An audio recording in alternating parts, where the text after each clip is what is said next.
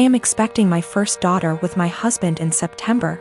I grew up in a moderately religious household with pretty strictly defined gender roles. As in, since I was a girl, I had chores around the house while my younger brother did not have to do anything. I don't talk to my parents for a variety of reasons, going on year 5 now, so they do not know I am pregnant. Both my aunts and grandparents were very supportive of me leaving my household and as such have been my main family. Being 6 months pregnant now, people have started to give gifts and I am very grateful for them. We have decided that we don't want our daughter to be surrounded by pink everything with only girl things. So we have made a conscious effort to include traditionally boy outfits and toys like dinosaurs and cars. We have told people that any gender items would be accepted, and if it's getting too much pink, we have gone out to balance a bit. Getting a green jacket or something. My younger aunt has taken great offense to this because boys are boys and girls are girls. And she is a very verbal and loud person and has let us know several times her opinions. She has 2 boys. At my baby shower, my older aunt gifted us a book called Goodnight Construction Site and a little stuffed truck. My younger aunt went on a tirade about how we are somehow making our daughter trans and not allowing her to be a girl. And she's a loud person, so of course her saying this was more like a yell. And in front of my very liberal in-laws who are very supportive of our choice. Pregnancy hormones took over and I grabbed the toy, gave it to my younger aunt and asked her what part of the penis was needed to operate this toy truck. She yelled that's not what she meant and left. The rest of the baby shower went fine, but it was a bit awkward after. Since then she has been blowing up Facebook where a bunch of people agree with her that I am making my daughter trans, and have been telling me that I was an asshole. The rest of my think what we are doing is fine, but that I shouldn't have handled it that way. I do not care if she ends up loving pink and unicorns etc., we will get her them then. I just was trying to balance out the sheer amount of pink items we were getting from friends and family. Almost every single gift has been heavily pink or girl influenced. To the point where she would not be dressed in anything but pink if we did not go out and buy some more boy things. I also am generally not a person who argues. But I feel like a bit of an unholy because I intentionally said this as deadpan serious as I could and with the intent to embarrass her in front of our family members present. My delivery and question did have the intended effect and she went quite red before leaving. This was also the first transphobic comment I've ever heard out of her mouth.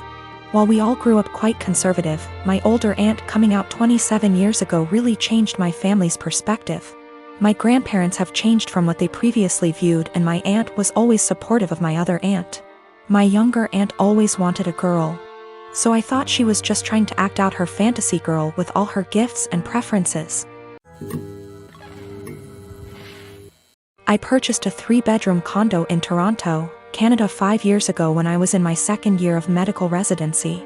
Soon after the purchase, I rented one of the rooms to my roommate to offset the costs of the mortgage. I live in 1 room, she lives in the 2nd, and the 3rd is my study / office. She has been a great roommate from the beginning. We aren't necessarily friends, as in we don't do things together for fun, but we get along exceptionally well. The entire roommate / tenant relationship has gone swimmingly up until recently. A couple of weeks ago, my roommate broke the news to me that she is pregnant. The father was a fling of hers, who does not want anything to do with the child. My roommate has decided she wants to keep the child anyways, and raise it on her own.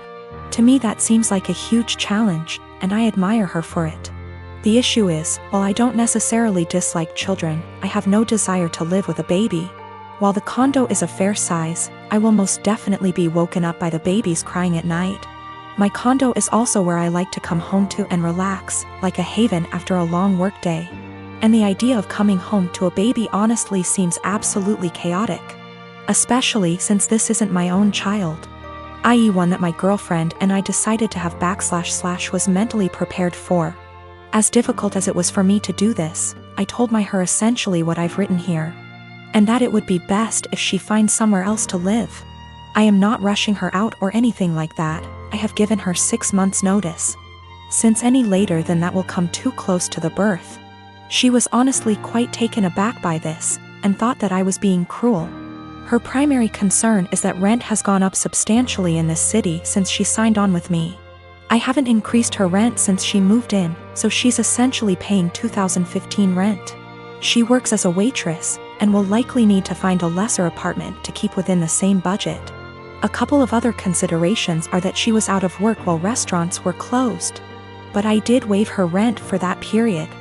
All of the furniture is also mine, aside from her bedroom, so she would need to figure something out on that front as well. Aside from all of the child expenses.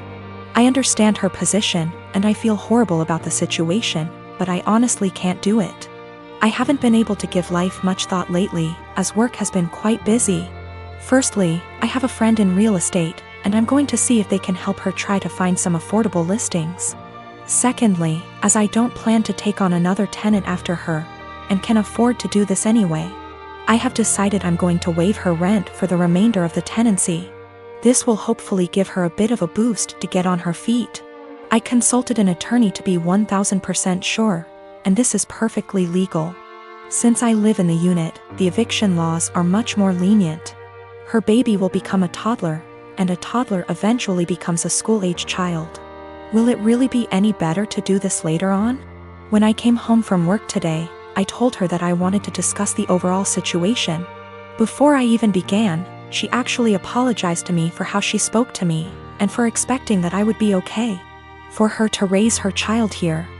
I told her that her apology is totally unnecessary, as her reaction was completely understandable considering the uncertainty of her future.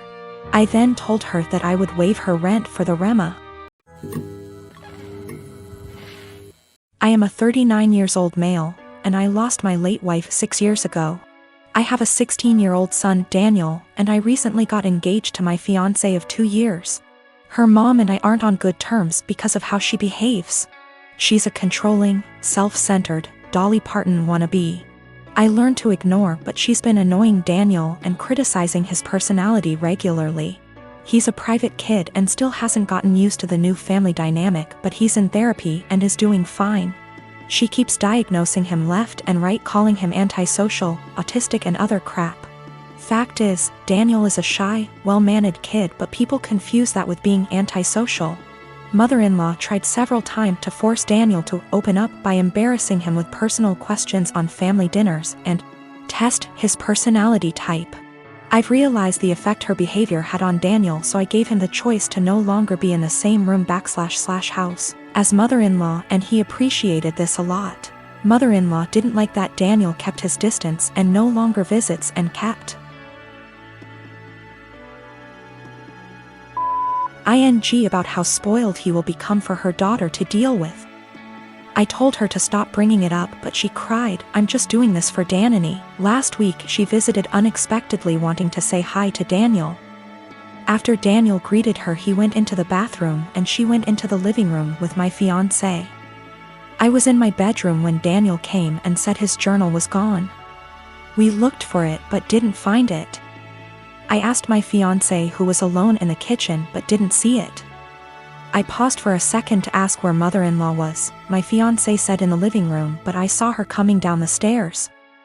I asked where she was. She said the bathroom. I saw her purse in hand, so I bluntly asked if she took Daniel's journal. She looked offended and called for my fiancé when I insisted to see inside her purse. She wanted to leave, but I didn't let her. Fiancé told me to stop it, but I insisted, and the journal was there. Mother-in-law tried to explain this was her only chance to get to know Daniel better because she cares about him.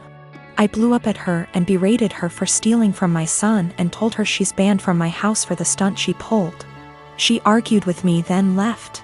My fiancé apologized for her but said banning her from the house was over the top. It backlashed and father-in-law argued and hoped his daughter realizes how I am and call off the wedding for refusing to apologize to Mil. Fiancé said her family won't come to the wedding till I reconcile with her mom and cancel the ban, but I won't let my son be disrespected in his own house and asked my fiancé to understand.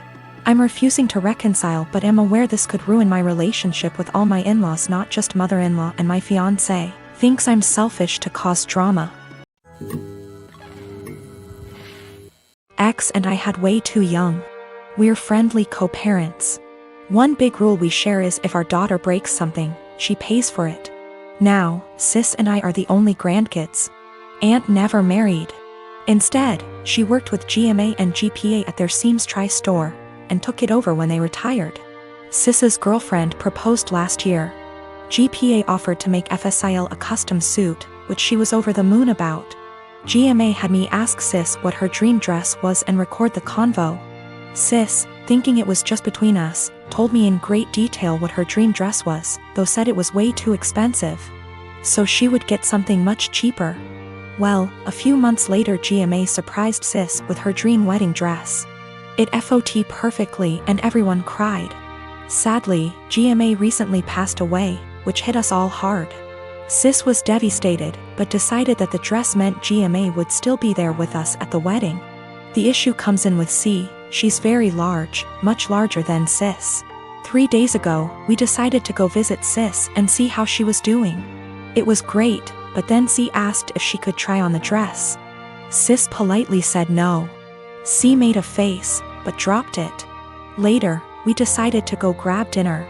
Sis and I went to pick up our orders, but C decided to stay and play with Sis's dog. We got back, and the dress was destroyed. C had apparently tried to get it on, popping some seams, and got stuck. Instead of waiting for help, she cut her way out. The dress was hacked to bits. Sis was devastated and asked us to leave. I grounded C and called Aunt with some pictures, asking if it could be saved. She said there was no. She said she'd make a new one, but it wasn't the same. Then she dropped the bomb on me.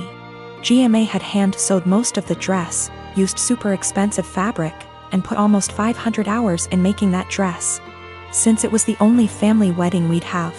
In total, the dress cost $12,000, give or take. C has about $15,000 saved from various jobs, as well as winning writing competitions. This was supposed to help her in college. I took her to the bank and set in motion transferring all the funds, since as her parent I still have control over it. $12,000 to Aunt to pay for the new dress. $3,000 to my sister's wedding, as an emotional distress tax. I explained exactly why this was happening to C, but she sobbed the entire time. Asking what was she supposed to do for college and saying it wasn't her fault. I told her she could get a job if she didn't get a scholarship. And it was her fault for trying on the dress after she'd been told no, and for not waiting until we got back. A few popped seams could have been fixed. Hacking the dress to pieces couldn't. C told my ex, and while she agreed C was in the wrong after the full story, said I shouldn't have ruined her future for a free dress. I reminded her of our rule, and she still thinks I'm wrong. $3,000, that was to make up to my sister that C destroyed the last gift our dead grandma ever gave her. I consider that part of the price of destroying the dress, since even if Aunt remakes it, it's lost a great deal of its sentiment value. I pointed out how young we has her because I wanted to explain how a 31-year-old has a 16-year-old kid. I do not resent having her. She's the best thing I've ever done. I also brought up C's size because Sis has Crohn's disease and thus is very tiny. The dress was made her for size, and C is much larger than Sis. I love C as she is, but just holding the dress up, it was clear it wouldn't fit. The money was C's have fun at college money, not her college fund. My ex and I are paying for whatever scholarships don't. When she was asking what she would do for college, she was asking what did she do for fun and to buy things we didn't pay for. I got off the phone with my ex. I sent her the pictures, and she freaked. She apparently didn't believe me when I said it had been hacked apart, and believed it was just a few torn seams. She was pretty much on my side after. She told me that she spent the day badgering our daughter, asking her why she did what she did. And finally she cracked and said she was mad that grandma wasn't alive to make her a dress, and that it was unfair. My sister got a free beautiful dress as a reminder when my daughter got nothing. Despite the many things she was given after the funeral. She tried it on, took it off when the seams popped, and then in anger hacked it apart. If she couldn't have a dress from grandma, no one could.